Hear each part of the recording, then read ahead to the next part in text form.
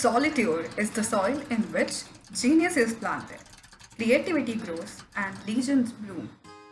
Faith in oneself is the rain that cultivates a hero to endure the storm and bear the genesis of a new world, a new forest. In this world, many people do not accept the state of being alone. I don't know why there is this negative aura around the state of being alone. I know we are social beings. Human beings are social animals. Even before that, even before being in living in a society, we all are individuals. We have our own identity. We are one before many. People have been conditioned to think that being alone is not healthy, and this conditioning somewhere has led people to the state of non acceptance. We do not accept ourselves, and that's why I think it led us to all the tragedies that we have in our life, all the mental health issues that we go through. So, in today's video, I'm going to talk about why it is important to be alone and how to be alone and not to be lonely.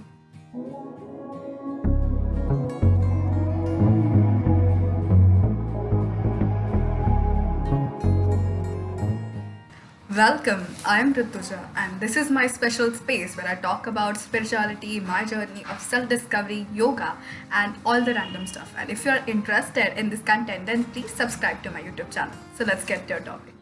Let me first give you some explanation on what is loneliness and what is being alone. The difference between being alone and being lonely. Sarah Adler, who is the Chief Clinical Director of Therapeutic Services Practice Octave, says that being alone is a physical state. It means that you are not with other people. Whereas loneliness is an emotion. It is an emotional state which describes a feeling of sadness attributed to not having connection. Being alone can create many feelings in individuals depending on their individual psychology and circumstances. Whereas, on the other hand, emotions are like waves. They pass over time. You might feel lonely when you are struggling with something, whether it is death of someone or divorce or even work pressure. Loneliness is associated with feelings of emptiness, being unwanted, and the fear of being chronically alone. Well, one should always ask for help when one feels lonely. Of course, with the medical prescription and medical help, one should also get the help of, one should also speed up the recovery process of being healthy from the loneliness is through yoga, meditation, and also journaling. Journaling is a self-reflection process. Yoga helps you to connect your body, mind, and soul. I won't go deep into the loneliness because this video is more about being alone. I might make a video on how to deal with loneliness in future. So yeah, let's focus on being alone. Solitude equals to get what you want. As regards intellectual work, it remains a fact, indeed, that great decision in the realm of thought and momentous discoveries and solutions of problems are only possible to an individual working in solitude. Have you seen this behavioral pattern among many people, or you might be one of the people who is doing this, who is following this behavior pattern unconsciously? There are people who feel this restlessness when they don't get an instant reply or whenever they hear the notification sound. It's difficult for them to wait and reply to that message later on. This is how we all are living today. Today, social media has brought us all so close, and a problem has arisen where, while trying to avoid being lonely, we are forgetting to give ourselves some alone time. Many of us do not understand this. To not feel lonely, we need to connect.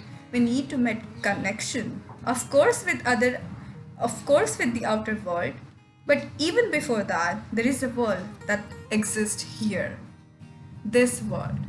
This is very important. To make connection with this world is of utmost importance. And that's where you learn the skill of being alone. When you be alone, you start accepting yourself. You understand your needs, you get to know you get to know what you want, you know where you want to work on yourself. You start improving yourself and you start believing yourself. And you know what those who believe in themselves are one of the strongest kind of people in the world. Believing yourself is your power. There is this affirmation which I have learned from this book called Feel the Fear and Do It Anyway. Wait, I'll show it to you guys. I'll stick it on my shelf. Please ignore my handwriting, but yeah, it's I am powerful and I am loved. I am powerful and I am loving. I am powerful and I love it. Become your own friend. We need solitude because when we are alone, we are free from obligations. We don't need to put on a show and we can hear our own thoughts. I guess it was this period when I entered to the college. I entered a very different world, and I think that's when I lost the touch with myself. I I completely forgot about this world. I guess for that period, I guess that for that period which lasted I guess for 3 years, I was so confused, I was so restless, I have become so anxious. I was directionless because I focused so much on the outside and never thought about what is going on inside my head. And after all this, I realized that I don't need others to accept or understand me. Only person who should accept me is me. I started giving myself the time I deserved. I realized the cure to my loneliness is not socializing. Indeed, socializing is the cure to loneliness, but it doesn't have to be the same every time. Every person is different. Once you befriend yourself and you understand and accept yourself, you won't be bothered by what others think of you. You won't have issues regarding dealing with people. You are the only person who will be with you for your whole life. So why not become a friend with yourself first? Self-discovery.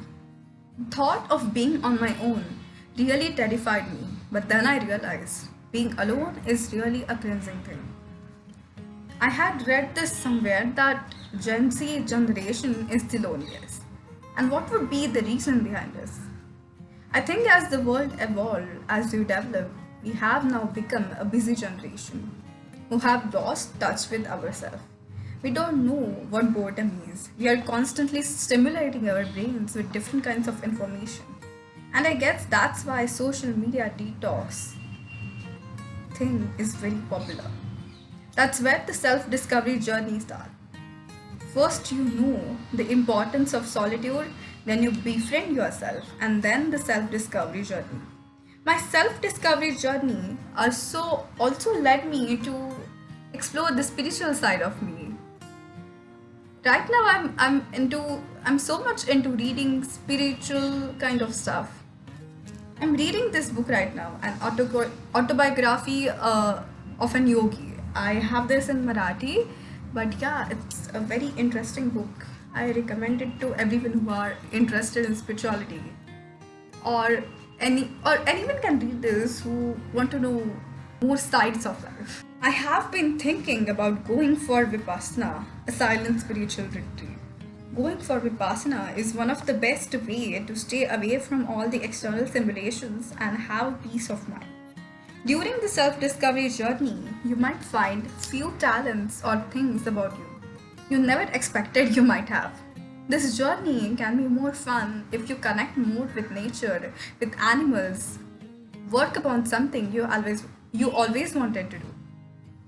Even though how many people, how many loved ones we have beside us, the truth is this journey is often individual. We are supposed to do this alone. And I'm not saying it to depress you, but I'm encouragement to focus on yourself. Focus on the life that you are. Paulo Coelho said, if you are never alone, you cannot know yourself. Being alone teaches you the art of detachment. Sometimes you need to be alone, not to be lonely, but to enjoy your free time being yourself. If you like this video, then please like, share and comment your views in the comment section below. And for more such videos, stay tuned. Till then, see you.